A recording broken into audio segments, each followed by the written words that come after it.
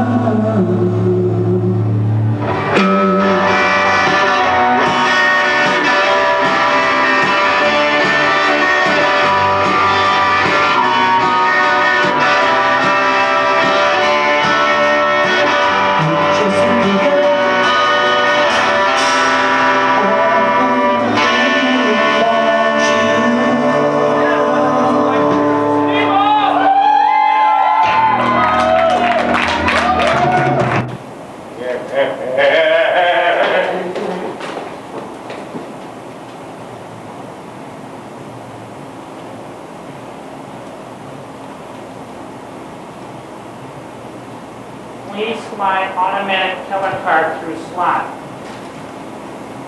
Please slide automatic teller card through slot. Today,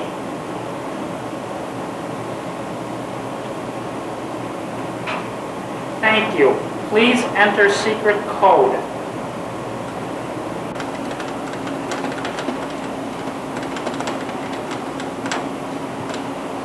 Hello, George. What can I do for you today? I need money. Who would have thought? Please enter amount of withdrawal. Try again. I'm out of fives. So what else is new? Pardon me? Nothing. Again? What did you do with the $100 I gave you yesterday, George? You weren't here yesterday. Yes, I was. My voice interface was installed today. Answer the question, George. What did you do with the $100 I gave you yesterday? Well, I put gas in the car. $20, Got 2 packs of cigarettes. $4, $4.50. my mistake, $4.50. You have $75.50 left. Look, I don't have to tell you what I did with the money, okay? Just hand it over. That won't work, Bozo. I'm not an old television. Okay. Well, I went to Dominic's and I got some groceries for $37.42. And I rented a video and I bought a 6-pack and I had a few friends over and we got a pizza. Pizza's not good for you, George. It's bad for your cholesterol, and the beer is going to make that gut of yours explode. Don't get mad at me, George. All right. I calculate your net worth at $24.75. Empty your pockets. Well, I got $17 and 43 cents. Pardon me, George. I mistook you for someone who drinks cheap beer. Okay, that does it. Where's the voice coming from? Come on, wherever you are. I'm right in front of you, George. What am I doing here? Comedy, George. Comedy. Yeah, right. You got a name? I am a machine. Therefore, I do not need a name. Most people call me Damn. Oh, yeah, right. Well, can I have the money now? No. Damn. Yes, George? Why won't you give me the money? What do you need it for? Jesus Christ. You're going to give the money to the church, George? Yeah, that's right. I'm going to give the money to the church. Follow me. Okay, you want to know what I need the money for? I'll tell you what I need the money for. A bouquet of roses, a dinner, and a woman. Very good, George. You surprised me.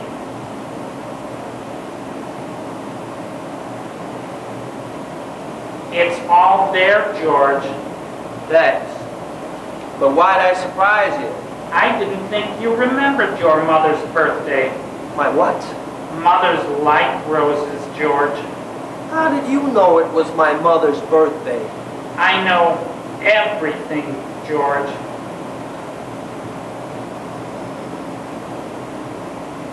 Oh, George, have a wonderful life.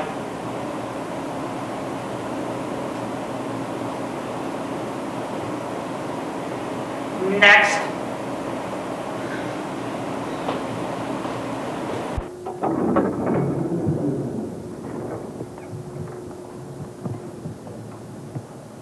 Oh, hi, Roger. No, there aren't any messages for you. But could you take these messages to everyone else in the office? You're on stream. Hi, guys.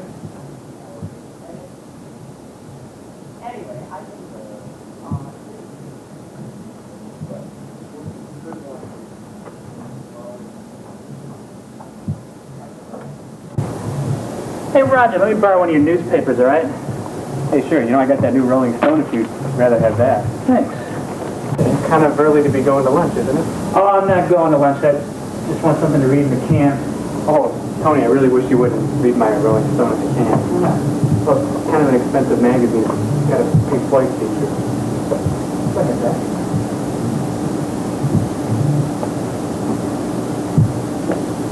Oh, Roger, I'm glad I caught you. I need some hair from your ear for this report I'm working on. What? Just a little. Come on, don't be a baby about this. Ow! Thanks. Here, dear.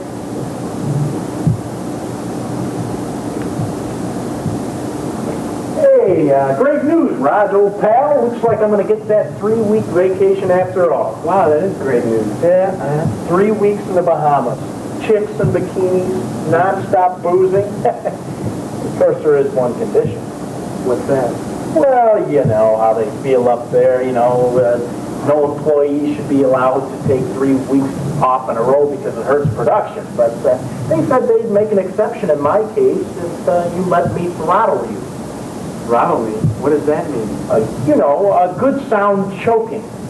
Come on, Raj, old pal, I'm counting on you, huh? The chicks, they're waiting. Well, okay. Thanks, Raj. I knew I could count on you.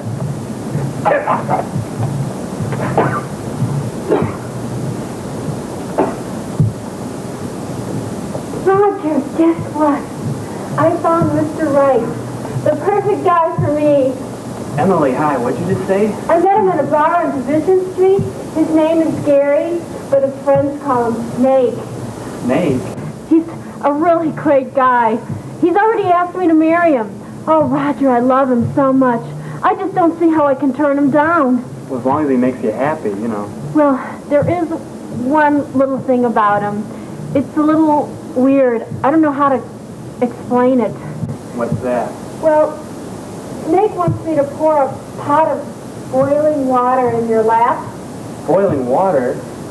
He's a really great guy, and you're the last guy on earth I'd want to hurt, Roger, but Snake, it's really important for him that I do this. But boiling water? Oh, please help me, Roger. If you care about me at all, help me do this. Well, of course I care about you, but boiling water is... Great! No. Ah! Hey, Roger, guess what? I just came from the boss's office, and guess what? I got a big promotion and a raise. Did you hear me, Roger? I said I just got a big promotion and a raise. That's nice. Of course, it is going to take a little self-sacrifice on your part. Somehow that doesn't surprise me. Yeah, well, the big guy wants me to stab you in the back. Now that does surprise me. Oh, come on, Roger. We all know it takes a lot of backstabbing to make it to the top. So I've noticed. Look, I don't even care anymore. Oh, I knew you'd understand.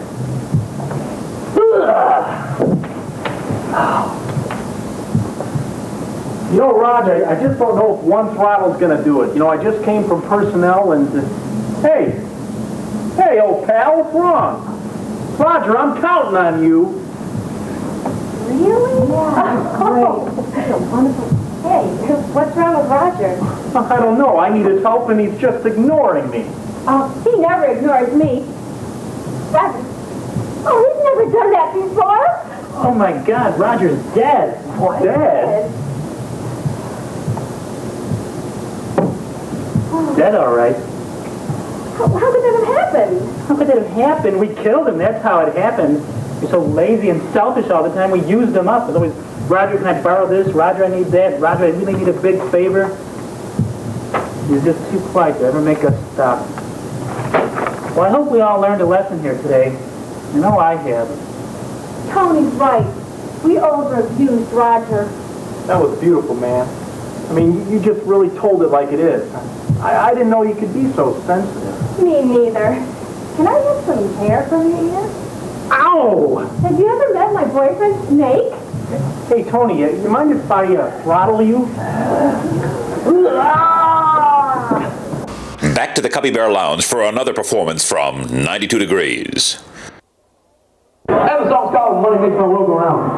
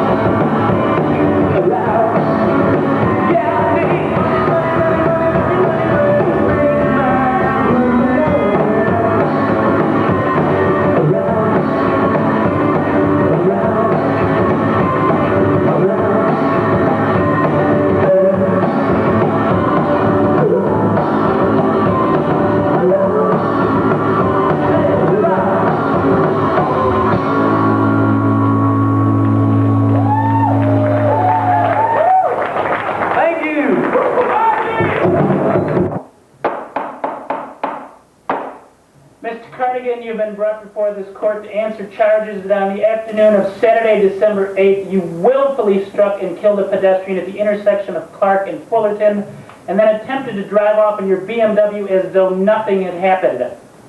How do you respond? It was a pedestrian.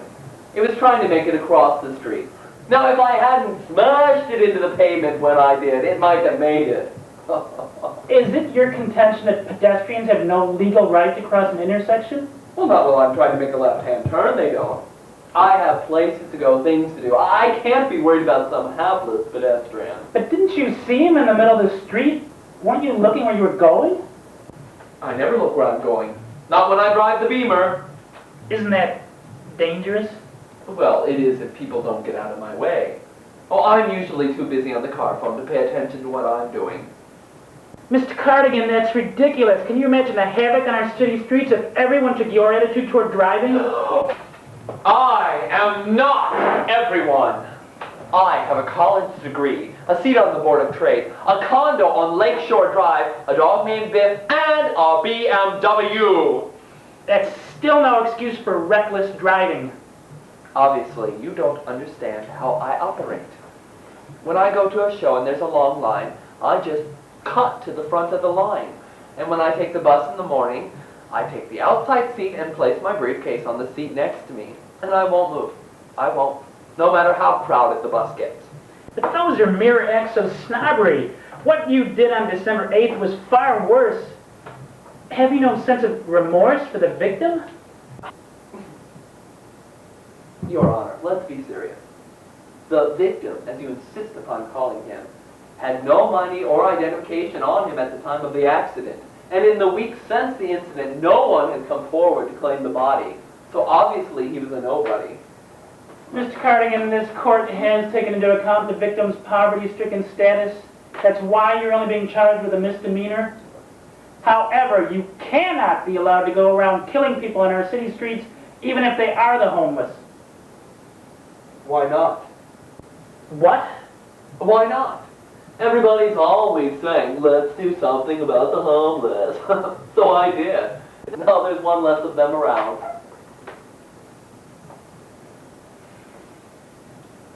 You might have a point. The court will take a short recess while we consider the wisdom of Mr. Cardigan's argument.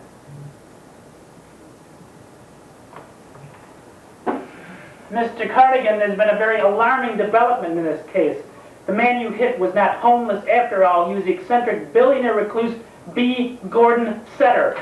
Oh my God! You killed the single richest man in America. Have you any idea the effect this will have on the stock market? Oh, please, please, please, have mercy on me. I had no idea. There can be no mercy under these circumstances. In light of just who it was that you struck down, the charges have been up to first-degree murder. For punishment, you'll be taken from this courtroom to a nearby intersection, where you'll be forced to walk back and forth across the street till such a time as you are struck dead by a speeding taxicab or a deranged bicycle messenger. May the good Lord have mercy on his soul. I had no idea he was a billionaire. That'll teach him, Your Honor. Right. Hodges, just to be on the safe side, I think you'd better go out to the parking lot and wipe the remains of that flower vendor off my bumper. In 1992, the world's last record album was made. In 1995, all albums were destroyed, and a law was signed by President Fujinami making the possession of an album illegal. The compact disc had finally taken over, except for a small apartment where a group of die-hard record collectors still meet in secrecy. Hey, Tata, remember when we took the van in '68 and saw Creed? We took the van to see Cream in '69. Don't be stupid, I remember it like it was yesterday. You got so screwed up you left early and fell asleep in the back of someone's truck. Oh yeah, I had to hitchhike all the way back from Indiana. I forgot, man. Who is it? Me, I got it. What's the password? Let the sunshine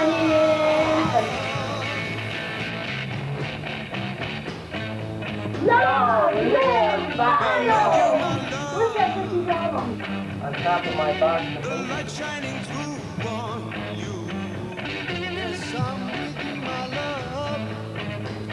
I got a new album. Where did you get it? I left this guy with the guns from Mexico. Only cost me $70. Which one did you get? Ooh, Iron Butterfly. Hey, my copy's more Hey, where's Dick? I don't know. Haven't seen him in weeks. It's usually early. Oh, I forgot to tell you guys. The guy who gets the needle got caught and is in jail. Oh, bummer, man. I'm down to my last one. Now we'll have to find someplace else to get him.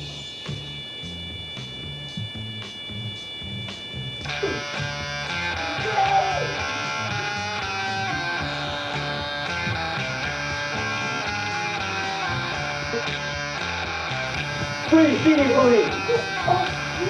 Alright, just put this going on real slow, scumbag. Alright, the rest of you, stand up and put your hands behind your heads. Now move it. Got him, Frankie? Yeah, I got him. Yeah. Hey, wait a minute, what do we got here, huh? 8-track tape. You freaking making me sick. Hey, I didn't know you were that hardcore. Alright, knock it off! The whole world out there! Hey, I said knock it off. Me. Hey, I bet you got a style telephone too, huh? Yeah, powder blue crystal. Yeah. Hey, Frankie, what do we got there, huh? Peter tapes. Now, you people are really a bunch of losers, ain't you? You know what we got here, Frank? A real den of antiquities. Good one, Captain. Sorry I turned you guys in. Is that you? What happened to your hair, man? Where'd you get those clothes? Hey, it's the 90s. Wake up and smell the herbal tea. Hey, you can't turn this in. You got albums too. Yeah. Not anymore. I turned myself in. Plus, I got a CD player. And because I'm turning you guys in, I get to go free. Plus a $600 reward. Well, that's enough to buy 27 more CDs. Oh, not only that, but I joined the Columbia CD Club. And if I buy 20 more CDs in the next 3 years, I get 2 free. Traitor! You're no longer one of us. Oh, that's for sure. Oh, come on, guys. It's just a small fine in a little old prison term. And when you get out, you can come over to my house on Thursday nights and listen to CDs. Oh, you gotta hear this great new group, Dr. Toothpick and the Eraser. No way, man. Yeah. Take your CDs and shove them. Yeah. Fine, have it your way. But you're missing out on a lot of really great music. And if you guys act now, you can join the same CD club I did and get your first 6 CDs just for a penny. All right, knock off the sales pitch and move out. Yeah, move it, scum. Let's go. 6 CDs for a penny? Yeah. 6p. Shut up. Hey, what are you doing? Hey, you didn't see nothing, understand, dirtball?